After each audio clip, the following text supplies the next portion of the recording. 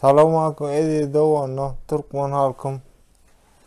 Men doğanno şunya kellemden aparatı oldum. Şunya rakkoşu kemine doğanmam gelip koma edip şeydi Türkmen doğanno ayarlı olnam erkek doğanno Allah can razı ol nemmesine şunya beynimden kiste olan ring ayırdılar. Hudacan Govorlumun Allah canı şükür olun dermanla matyan. Birazcık balnıydı borcum var. 48 milyar Allah can. Razı olun halkımda. Hemen eden doğancıklı. Salamu aleyküm aziz ildeşler.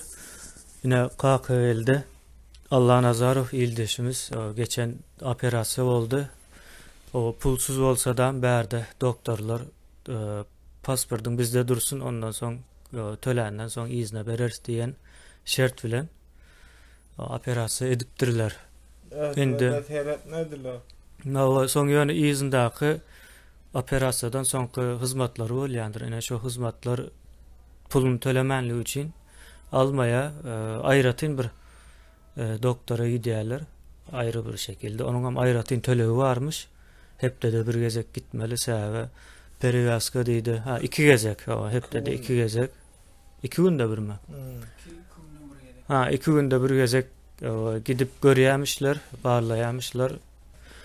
Hem gözü hem arkadan o kelle kulak bağlayamışlar ve şu vaxt ulan yani dermanlarının bahası kımmat ve şu vaxta çelle 6.000 lira pul toplandı. Yani 48.000 lira karzı var. Yine şu taydan düşeyim.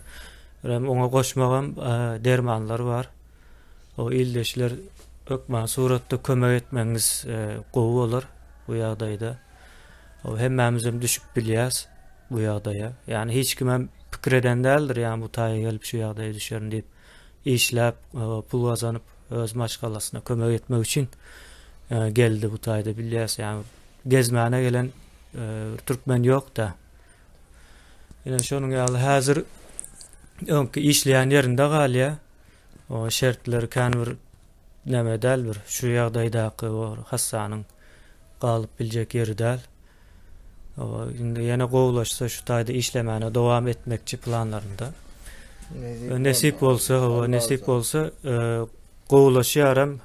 Operasyadan çıkan gününden has kovmuş şu an hareketler köp ölüptür. Yörep gezip bilyemiş. On gezip yöreben bilen oktu. Menem özüm gördüm.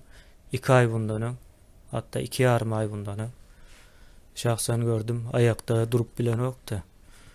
Yani şöyle yal biz ildeşlerimizle bile geldik. Bir ziyaret edeli göreli deyip gözümüz bilen. Sizin kömekleriniz bilen hasam tizleşecek sebebi 2 çağası var Türkmenistan'da ve Türkmenistan'da en atası tapan pulunun hemmesini uğradıptır. $400 alqat ulu puldur yani Türkmenistan için. Yani berde o pul hiç nemesi yok. O hümmet hem yok deniyalı. Şunun için ildeşler sizden haişte ediyas yok maha suratta kömek edelim.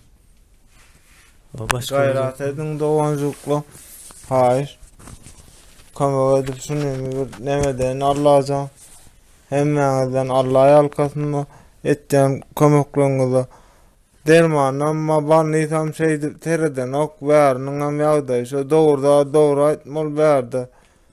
Şunu yak kolum ana şu ikilenç barni te var tamam teret müdürler ödemesi vardı. Aparatlarından dikini marttır ona müsaade etmediler son başka doktor akıttılar. O doktor ikilenç oldu hiç oldu. Yani şu vernin yağdayın aytcan şu barnitim ödemen adı seyretmediler. Tikini ayırttı, bir tikini kalktı, şu saçımın arasında on ağrı adı bincalı etti, bu doktora gitti son. Şu dermanlamam. İkinci fark edin ne? Yani kovulaşan Allah'tan harekette. Ya dursun son çekerse montajda birleşir o. Sizden ha işte onluklu erkek de on ayarlı onu gayrat edin. Böyle gezme ölemok ecem canın gözünü açtırdım Allah can. 2 yıl görmän ýerde sahyr wady. Kakam ecem ba dowan ama on milise de hiç kimem yok.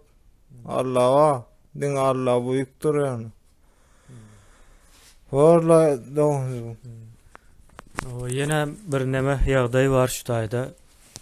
Kömek soranlyk üçin öýünde en atasyna basyş etjek bolupdurlar ýani elbetde. O demeden geçildimi kendi yani indi. Yani buna hökmen suratda aýdyp geçeli. Yani şu ýagdaýa düşseňiz, kömek sorasaňyz, o basyş edýämişler, etjek bolýamyşlar. O yani aslında buların kömek etmek yani konsulluğa ýa-da ilçehananyň eýe çykmagy şertdir ýa şu ýagdaýda. O Türkmenistanyň watandaşy we Türkmenistanyň watandaşy bolanlygy üçin hem ilçehana, Türkmenistanyň ilçehanasy, o Türkmenistanyň konsulluğu hökmen suratda eýe çykmaly bu ýagdaýda. Ýöne edilen ok we tersine basyş edýämişler. Dowla telewizora çykypdyr diýip aýdýamyşlar. Gülkünç bir ýagdaý bu. O soň ýene bir neme aýdyp geçmek çökmän suratda bu indi 1 ýyldan bäri ünüsmizi çekýän bir zat bar. Ine şu mary gres we şu ýolatan töwereklerinde gatykän o rak bilen keselleýän esasan hem aýallaryň arasynda keselleýän keseller gatykän. Bunun bir sebäbi şu daş töwerekdäki fabriklar, yani gurulan edil owa ýakyn ýerleşýän fabriklaryň täsiri bolmaly. Ine KKL illeşimiz ýaly gelen bir näçe gelin aýylar barda. Olar bu taýy gelýärler işlemäne. 2-3 çağasyny ýetim goýup entek bäre yani kimsesizler mezarlygy diýip aýdylýar. O şu kimsesizleriň mazarlygyna gömüldiler. 1 ýyldan bäri her ay 2-3 şunuň ýaly waka dengelýär. O gynansak da hökmen suratda biz bir-birimize eýe çykmaly. Esasen biz şu Mariýanyň ekologik ýagdaýyny bilýäs we şu daş töweregindäki ilatyna nähil täsir edýänden bilýäs. Belki KKL dildeşimiziň hem şo sebäpdir, ýani başga sebäpler hem bolup biler. Onu dolaýtmak demedäl, ýöne umuman şu Mary welaýatyndan o rak keselleýän ildeşlerimiziň sanynyň köplügi bir soru alamatyny öredýär adamyň kellesinde. Näme üçin diýip bir sebäbi bolup biler, olam şo taýdaky fabriklar, owalara ýakyn gurulan fabriklaryň ziýany bolmaly hökmen suratda.